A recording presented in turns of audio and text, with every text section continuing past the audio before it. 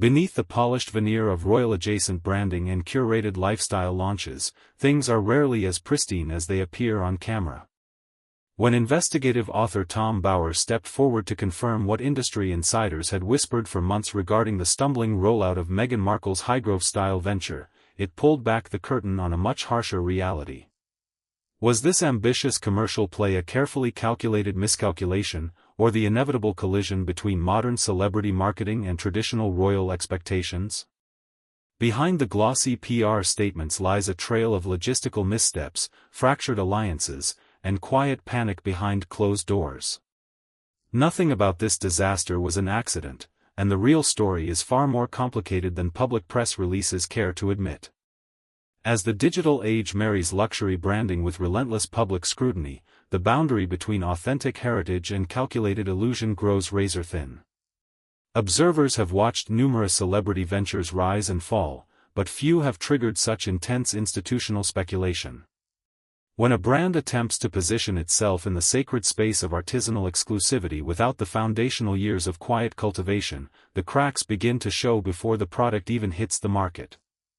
This is an autopsy of a high-stakes corporate stumble, an exploration of how grand ambition collided with unforgiving market realities. The question remains, how did a project designed to project effortless control spiral into a masterclass of crisis management? Long before the first product label was printed or the initial promotional teaser dropped, the blueprint for a lifestyle empire was already taking shape in the background. Driven by a relentless desire to carve out an independent commercial identity distinct from traditional royal patronage, the underlying strategy relied heavily on aesthetic perfection, high-end organic positioning, and exclusive scarcity. Yet, from the very beginning, invisible cracks began to form in the foundation. Industry analysts and branding experts quietly questioned the viability of scaling a luxury boutique model without a physical storefront, established manufacturing supply chains, or seasoned retail executives at the helm. Instead of a smooth ascent into the lucrative domestic lifestyle market, the project faced immediate bottlenecks, sourcing delays, and intense internal disagreements over creative direction. The psychological profile driving this launch was one of absolute control and curated perfection. Every color palette, font choice, and promotional frame was meticulously scrutinized to project a life of effortless, sun-drenched elegance. However, the narrative presented to the public clashed violently with the gritty economic realities of independent retail. Behind the scenes, frantic managers struggled to align grand aesthetic ambitions with tight production deadlines and reluctant suppliers. Independent contractors noticed an atmosphere of high tension, where mistakes were met with swift isolation and creative differences were treated as personal disloyalty. The setting was primed for a fall, not because the vision lacked imagination, but because it attempted to bypass the unglamorous, grueling groundwork required to build genuine consumer trust. Why did initial manufacturing partners quietly back away from the project before production even began, and what warnings were deliberately ignored in the rush to launch? Enter Tom Bauer, a biographer renowned for dismantling polished public personas with rigorous, unvarnished reporting. When Bauer publicly corroborated the brewing rumors surrounding the venture's rocky launch, he didn't just expose minor oversights, he laid bare a systematic breakdown in execution. According to insights brought to light by investigative tracking, key stakeholders severely underestimated the fierce regulatory hurdles and consumer skepticism surrounding celebrity-led merchandise. Bauer's commentary cut through the defensive corporate messaging, highlighting a pattern of overpromising and underdelivering that plagued the initiative from day one. The psychological defense mechanisms of a figure accustomed to total message control suddenly clashed with the unforgiving, democratic scrutiny of the open market. Every misstep was magnified by digital critics, turning a hopeful commercial debut into a public relations minefield where damage control became a daily, exhausting full-time job. The impact of Bauer's confirmation sent immediate shockwaves through the inner circle. For months, leaks had been dismissed as bitter gossip or orchestrated smears by detractors. But when an author with Bauer's institutional access and track record placed verified facts on the table, the defensive posture shifted from denial to internal panic. Advisors realized that the public narrative was slipping entirely out of their control. The emotional toll on the leadership was palpable. Sleepless nights were spent drafting reactive statements and auditing private correspondence to plug leaks. The realization set in that no amount of glossy Instagram posts could rewrite the underlying operational failures that were now public knowledge. What specific behind-the-scenes conflict forced top-tier PR advisors to abandon the project midstream, and what internal documents are still being kept heavily under wraps? The core of the Highgrove-style disaster wasn't just about bad publicity or critical biographies, it was rooted in the gritty, unglamorous mechanics of supply chain management and product authenticity. High-end lifestyle branding demands absolute perfection in packaging, sourcing, and timing. However, internal reports soon surfaced detailing missed delivery windows, subpar material sourcing, and steep pricing models that alienated casual consumers while failing to impress luxury purists. The psychological impact of these operational failures on the inner circle was profound. Instead of celebrating a triumphant commercial independence, the team found themselves firefighting customer complaints, managing disgruntled vendors, and attempting to pivot marketing strategies midstream without losing face. The illusion of effortless royal-adjacent luxury began to fracture under the weight of basic operational incompetence. In the world of high-end commerce, perception is currency, but logistics are the vault. When shipments were delayed and quality control checks revealed flaws in initial product batches, the psychological pressure on the project's creative director reached a boiling point. The disconnect between the fantasy of a serene, pastoral lifestyle brand and the frantic reality of warehouse fulfillment created an environment of chronic anxiety. Staff members were caught in the crossfire between unrealistic demands from leadership and the immovable physical limitations of manufacturing partners. The brand was attempting to sell a lifestyle of tranquility built on a foundation of chaos, and astute consumers could smell the disconnect. How did a routine inventory audit uncover financial discrepancies that sent shockwaves through the entire corporate structure, and who ultimately took the blame for the shortfall? You cannot step into the realm of British luxury and artisanal tradition without invoking the long, heavy shadow of established institutions like King Charles's Highgrove estate. The conceptual overlap was deliberate, designed to evoke heritage, sustainability, and timeless elegance. Yet, this direct comparison ultimately proved to be a double-edged sword. While traditional estates rely on decades of established agricultural trust, charitable foundations, and centuries-old branding, the new venture attempted to shortcut that process through sheer digital presence and modern PR force. This shortcut exposed a profound lack of authenticity that consumers and critics were quick to spot.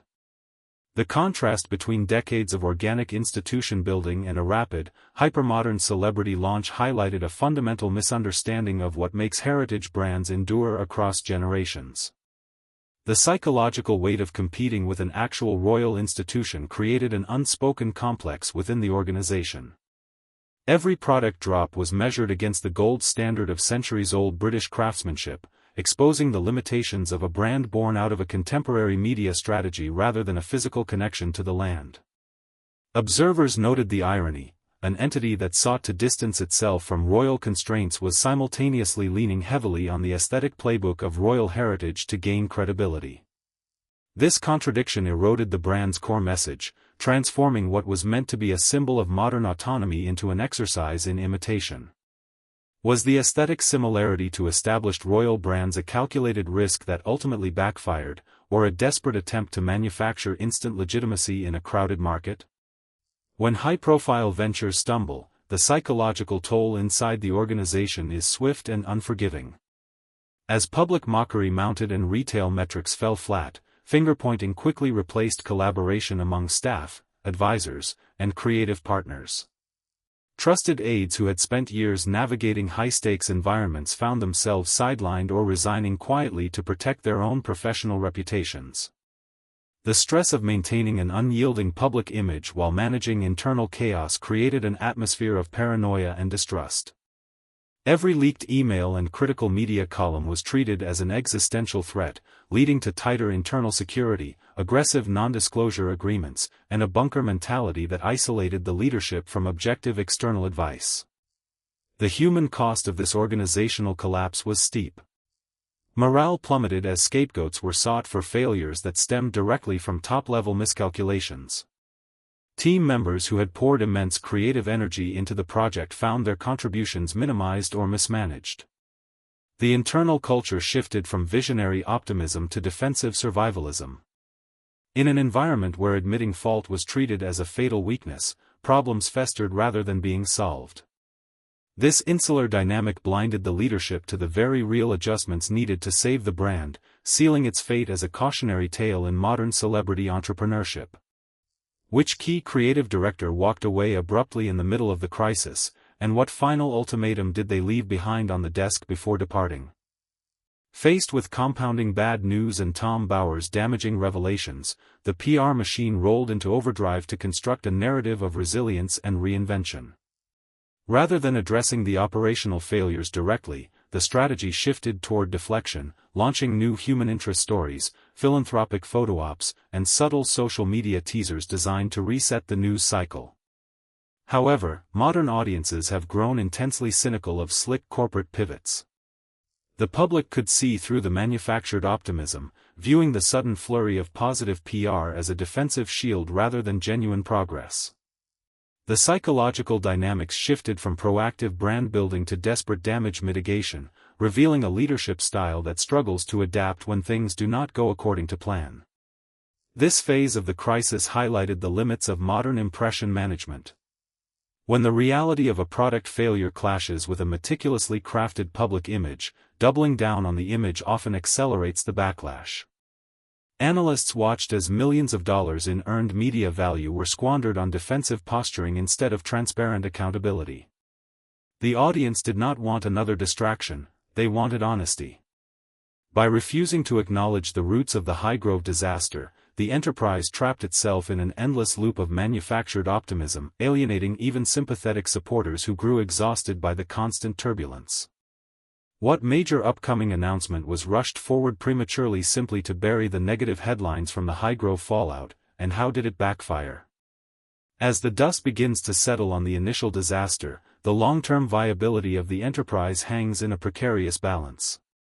The events surrounding the launch serve as a masterclass in the perils of mixing hyper-accelerated celebrity culture with traditional luxury expectations. The facts are stark. Ambition without infrastructure leads directly to collapse. Yet, resilience is often forged in failure. Whether the enterprise can recalibrate its strategy, swallow its pride, and rebuild from the ground up remains one of the most compelling ongoing dramas in modern media. The illusion has cracked, leaving behind a colder, harder truth about what it takes to survive independently in the ruthless arena of global public attention. For those who watch the throne and the margins of celebrity culture, this episode offers a sobering lesson. Power and influence cannot be sustained through aesthetics alone, they require substance, operational rigor, and the humility to accept when a strategy has failed. As the principals regroup behind closed doors, the question is no longer whether they can replicate the elegance of traditional institutions, but whether they can survive the unvarnished reality of the market they chose to enter. The curtain has fallen on the first act, but the audience knows the story is far from over. As new competitors step into the vacuum left by the stumble, what final, irreversible move are insiders whispering is about to happen next behind closed doors?